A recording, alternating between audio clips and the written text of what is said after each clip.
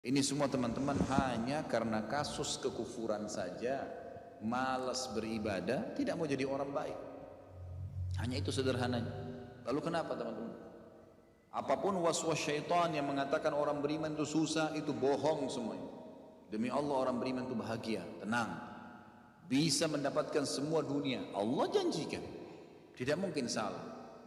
Kita melihat orang-orang yang tinggal di Timur Tengah, Allah berikan kekayaan. Banyak orang di Indonesia juga, orang di Asia Tenggara yang memang beriman sama Allah banyak.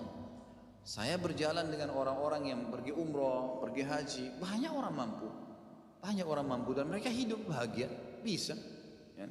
Jadi bukan berarti kalau kita lagi sulit kemudian kita menganggap oh ini berarti saya disiksa sama Allah atau memang hukuman, tidak. Antum harus berubah, kata Allah SWT, innallaha la yughayyiru ma biqaumin hatta yughayyiru ma bi anfusihim. Allah tidak akan mengubah nasib satu kaum sampai mereka mengubah nasibnya.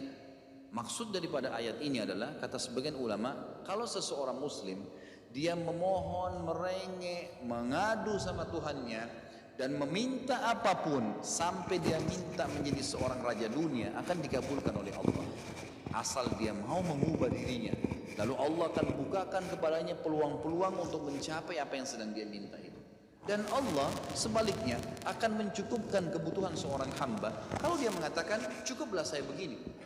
Misal ada orang bekerja, dia dikasih sama Allah gaji, dia dapat gaji 2 juta, dimudahkan, dia diterima kerja seterusnya. Lalu dia mengatakan cukuplah seperti ini.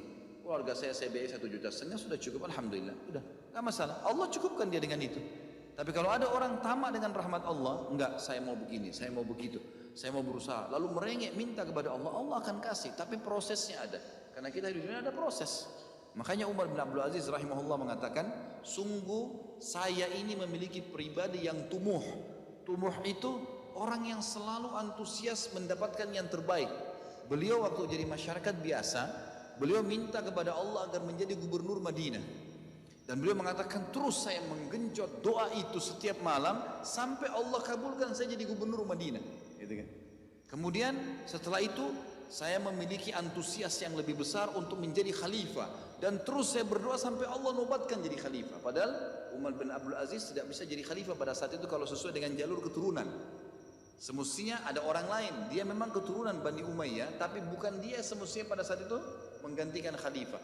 Tapi subhanallah sebelum meninggal khalifah sebelumnya menulis surat bahwasanya yang datang setelah saya adalah Umar bin Abdul Aziz, padahal bukan dia. Makanya setelah Umar bin Abdul Aziz meninggal kembali kepada keturunan raja yang pertama. Tapi Allah selipkan dia menjadi khalifah di situ. Dan dia mengatakan saya mendapatkan semua apa yang saya inginkan dengan tumuh saya, dengan antusias saya yang besar, dan saya mohon kepada Tuhan saya sampai Allah kasih. Ya Allah kasih teman-teman sekalian. Tapi bagaimana kedekatan antum kepada Allah Subhanahu wa taala? Bagaimana kita merengeknya dengan Allah? Bagaimana kita memohonnya dengan Allah? Tidak ada yang mustahil. Coba terus minta sampai Allah kasih. Karena setiap seseorang hamba mengucapkan Rabbana atau Allahumma, atau kita mengatakan dalam maksudnya ya Allah, wahai Tuhanku, begitu kita mulai memohon, itu sudah ada garis startnya ucapan kita, ada garis finishnya. Tinggal antum sabar sampai garis finish. Banyak orang berdoa baru pertengahan sudah berhenti dengan alasan Allah belum kasih. Allah mau lihat ini orang benar nggak, serius nggak. Sama rasionalnya gini, kalau kita kuliah, begitu kita sudah daftar kuliah, sudah ada kan prediksi kita 4 tahun tamat S1 kan? Oh iya, semester 1, semester 2, semester 3, sampai semester 8 misalnya. Ini yang saya tahu pada saat kami S1 di Madinah begitu ya. 1 tahun 2 semester, 1, 2. Tahun kedua 2, 3 dan 4 sampai semester 8 selesai S1. Baik, kita begitu daftar pertama sudah tahu saya akan kuliah 4 tahun nih.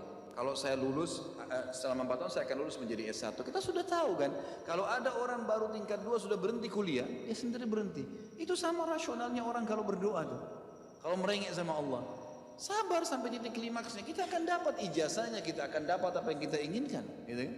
Tapi kalau orang terburu-buru, tergesa-gesa, dia tidak dapat. Jadi selalu tamak terhadap rahmat Allah, dan itu bagian daripada ibadah. Allah SWT menyuruh kita tamak dengan rahmatnya, ya. Kita disuruh berdoa dengan khaufan wa tama'a. Khauf, takut dengan azabnya Allah, jangan masuk neraka, dan tamak terhadap rahmat Allah. Minta terus agar Allah Subhanahu wa taala memberikan kepada kita rahmat yang luas, ditambah, diberikan karunia. Antusias teman-teman sekalian. Orang mukmin itu selalu optimis. Tidak ada kata-kata pesimis, tidak ada kata-kata putus asa, tidak ada kata-kata dendam. Berlalu, qaddarallah ma syaa fa'al. Allah sudah takdirkan dan sudah terjadi.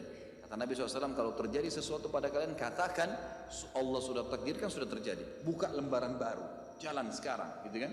Sampai kata Nabi SAW yang memotivasi kita, kalau di tangan seseorang di antara kalian sebuah bibit, dan dia tahu, bibit pohon, dan dia tahu besok kiamat, tetap dia tancapkan, tetap dia tancapkan. Sebagian ulama salaf dulu, mereka menanam pohon-pohon teman-teman sekalian, pohon-pohon yang umurnya lama, seperti kelapa, ya. Tapi di sana mungkin mereka menanam pada saat itu kurma lama tumbuhnya, gitu kan? Mereka tanam sampai pada saat itu ada beberapa sahabat menanam pohon-pohon kurma yang masih kecil.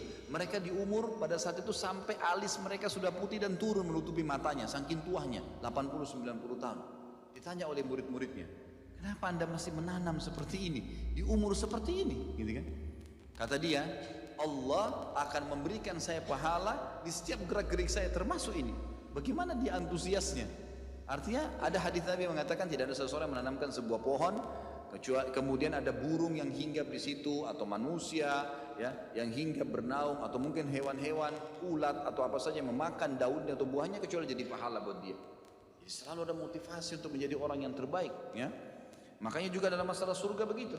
Kata Nabi SAW, kalau kalian minta surga Firdaus, surga yang tertinggi. Jangan bilang amal saya nggak cukup, enggak. Tamak dengan rahmat Allah, minta yang terbaik teman-teman sekalian. Kita tidak akan berubah kecuali Allah tidak akan berubah kecuali kita berubah dulu. Kita yang mengubah menjadi lebih baik. Ini poin yang harus digarisbawahi. Ini sebuah kaidah hidup, ya.